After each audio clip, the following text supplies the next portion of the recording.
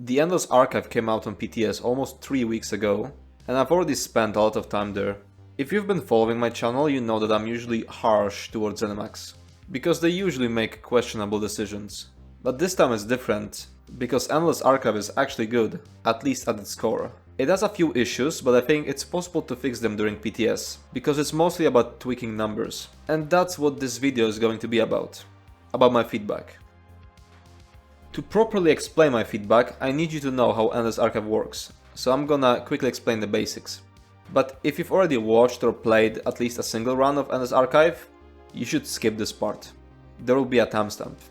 You'll start off by fighting 3 stages full of trash fights. Then on the 4th stage you'll fight a boss. These 4 stages form a cycle. On the 5th cycle, instead of a random boss, you'll fight Fallout Replicanum, the antagonist of Endless Archive. After that, you advance an arc, and it repeats infinitely. The Fallout Replicanum fight gets an extra phase every arc, until arc 4. So in the first arc you'll only fight Fallout, but in 4th and all next arcs, you'll basically fight 4 bosses, usually with only 2 of them active at a time. There are also Marauders, bosses that will spawn during a random trash pack once per arc, starting from 2nd arc. There's 3 different types, and the red one, Marauder Gothmau, is by far the most difficult one. After each stage you gain a verse, which is a powerful buff that lasts until the next stage. After each cycle you gain a vision, which is a less powerful but permanent buff that lasts for an entire run. Sometimes after finishing a stage, you'll find a portal to the unknown. There you'll find one of many minigames. Each next time you encounter the same minigame, it will become more difficult. And after completing it for the 5th time, in the highest difficulty, you'll unlock a permanent upgrade that stays between runs, such as increased power of visions, increased power of verses, getting a 3rd choice when choosing a verse, extra life, etc. So these are the basics, and now let me move on to my feedback. This place really needs a way to either save a run or start from a higher arc.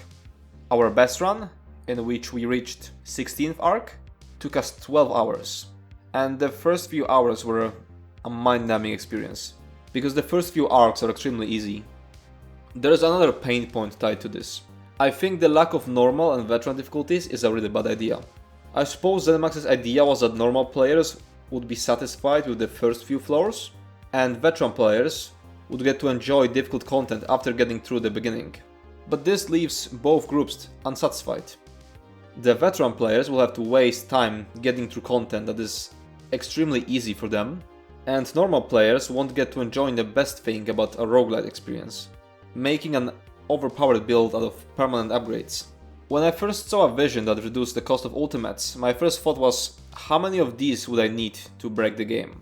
And I feel like this is a huge part of what makes roguelikes so cool and what makes obtaining new visions so fun. And less experienced players won't get to experience it, because after the first few arcs the difficulty has to ramp up rapidly to accommodate for veteran players. Next negative thing is the inconsistency in bosses having DPS checks. At some point, Endless Archive will scale so high the boss fights will take a lot of time. For example, a Lord Warden fight in 7th arc took us about 7 minutes, in a run where we got particularly unlucky with visions. We got some really useless buffs in that run, because that was before we unlocked the permanent upgrade of having a 3rd vision choice. But we kept properly executing the mechanics and eventually we killed him. But if we had been unlucky, we could have faced off against Rakat instead. And if that happened, our run would have been over. And that is because Rakat will simply execute a one-shot mechanic after destroying 4 lunar paths. I really feel like the Endless Archive random bosses shouldn't have timed wipe mechanics. Or go the other way. If ZeniMax wants to put DPS checks on bosses, put it on more of them.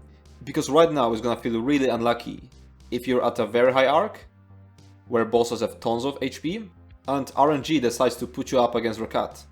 The only single boss out of something around 60 that does have a DPS check. I don't see why they didn't implement something like the lunar phase mechanic from regular trial Rakat fight.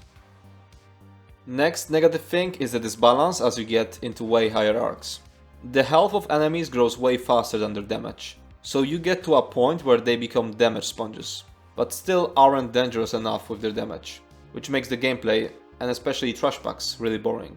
Then on top of that, there's also this balance between trash health and boss's health. At one point we were spending like 6 minutes of fighting all these trash packs, where every ad had 4 million HP, just to go against a boss with 10 million HP, which died in 20 seconds.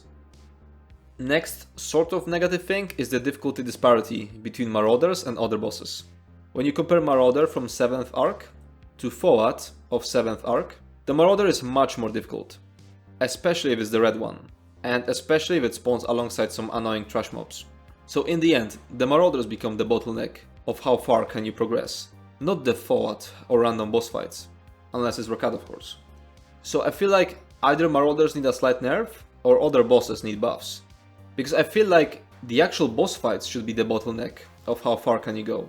And the looming threat of a Marauder spawning should simply keep you on your toes during trash fights. Next point will be somewhat neutral. The bosses aren't always doing the same mechanics their original versions do. Take necrom for example. He doesn't do any of the mechanics necrom from Sunspire does. He instead has a moveset of an Overland Fire Dragon.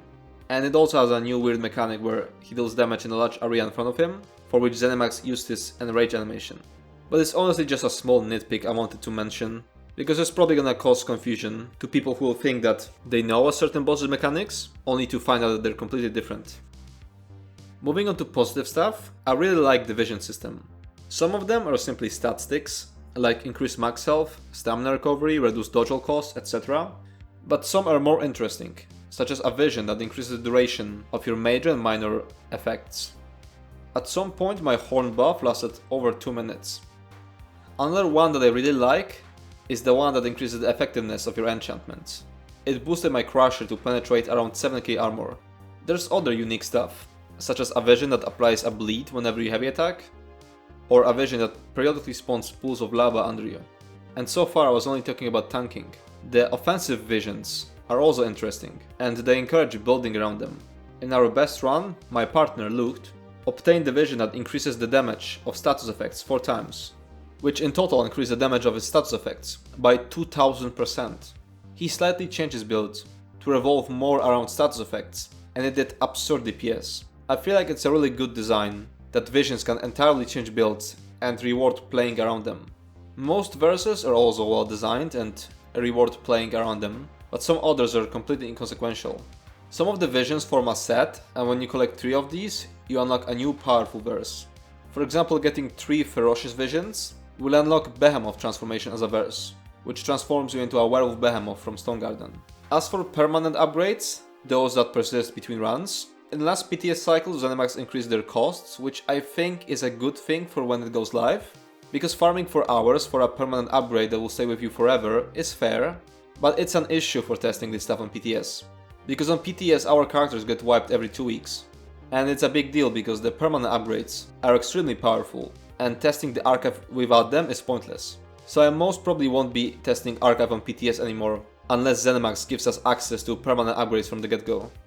The reward system seems really good, though I haven't been paying that much attention to stuff I was looting on PTS. But I do remember getting tons of leads and furnishing diagrams. Throughout the archive you will be constantly looting archival fortunes, which you can spend on permanent upgrades, furnishings, class item sets, crafting materials, but also on treasure maps, monster set shoulder styles, companion equipment, leads, and collectibles from different zones, etc. And that's it for this video. Let me know what are your thoughts on the Endless Archive. I'm really curious what you're thinking.